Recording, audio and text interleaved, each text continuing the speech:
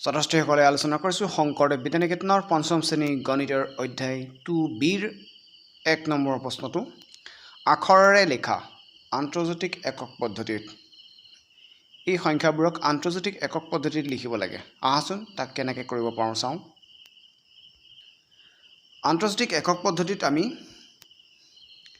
লিখিবলৈ যাওঁতে তাত যিবোৰ অংক থাকিব মানে সংখ্যা এটাত যিবোৰ অংক থাকিব সেই অংকবোৰক আমি তিনিটা ভাগত ভাগ কৰিব লাগে মানে প্ৰথম তিনিটা অংক এৰি কমা দিম তাৰ পিছত দ্বিতীয় তিনিটা এৰি কমা দিম তাৰ পিছত তৃতীয় তিনিটা এৰি কমা দিম শেষত চতুৰ্থ এনেকৈ এটা দুটা তিনিটা এৰি কমাবোৰ ব্যৱহাৰ কৰিব লাগে মানে ইয়াতে মই শূন্যৰে দেখুৱাইছোঁ তাৰমানে এটা ঘৰত এটা ঘেৰত তিনিটা অংক হ'ব লাগে তাৰ পিছত কমাটো দিব পাৰোঁ কিন্তু ভাৰতীয় পদ্ধতিত প্ৰথমে একক দশক শতক মানে তিনিটাৰ এৰি কমা দিয়া হয় তাৰ পিছত দুটাকৈ এৰি কমা দিয়া হয় এই আন্তৰ্জাতিক পদ্ধতিত তিনিটা এৰি কমা দিয়া হয় গতিকে ইয়াৰ প্ৰথম তিনিটাক এককৰ ঘেৰ বুলি কয় দ্বিতীয় কেইটাক হাজাৰৰ ঘেৰ বুলি কোৱা হয় কাৰণ একক দশক শতকৰ পিছত হাজাৰ আহে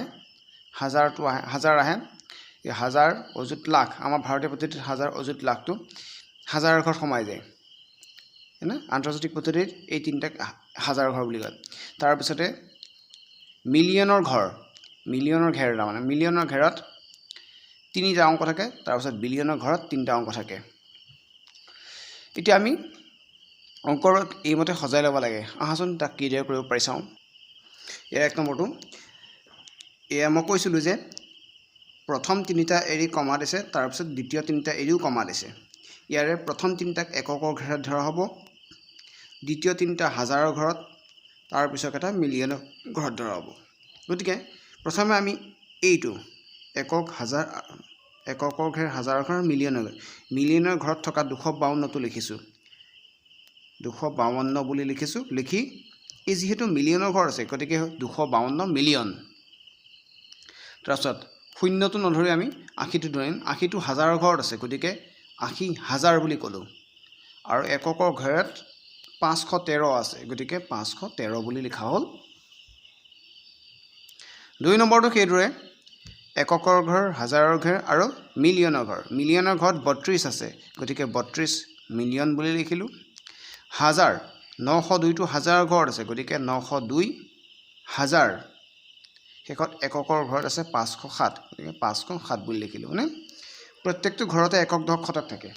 মানে একক ঘৰতো একক দশক শতক আছে হাজাৰৰ ঘৰতো একক দশক শতক আছে আৰু এই মিলিয়নৰ ঘৰতো একক দশক শতক থাকে মানে গতিকে আমি কিন্তু গোটাকে পঢ়ি পেলাই স্থানটো দেখুৱাই দিব লাগে 3 নম্বৰটো এককৰ ঘৰত 99 হাজাৰৰ ঘৰত 909 আৰু মিলিয়নৰ ঘৰত 90 গতিকে 90 মিলিয়ন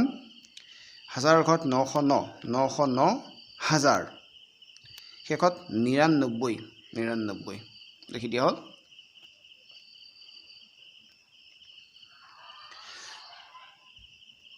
4 নম্বৰ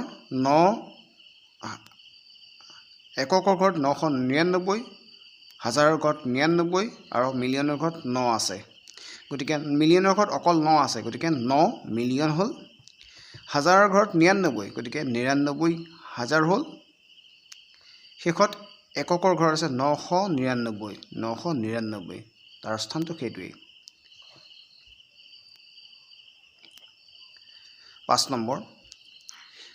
এককৰ ঘৰত 972 হাজাৰৰ ঘৰত 907 শতক আৰু মিলিয়নৰ ঘৰত 123 তো মিলিয়নৰ ঘৰটোৰ আছে 123 গতিকে লিখিছোঁ 123 মিলিয়ন হাজাৰৰ ঘৰত আছে 907 গতিকে 907 হাজাৰ এককৰ ঘৰত 972 গতিকে 972 এইদৰে আমি 1 নম্বৰ অংকটো সামৰণি মাৰিলোঁ ধন্যবাদ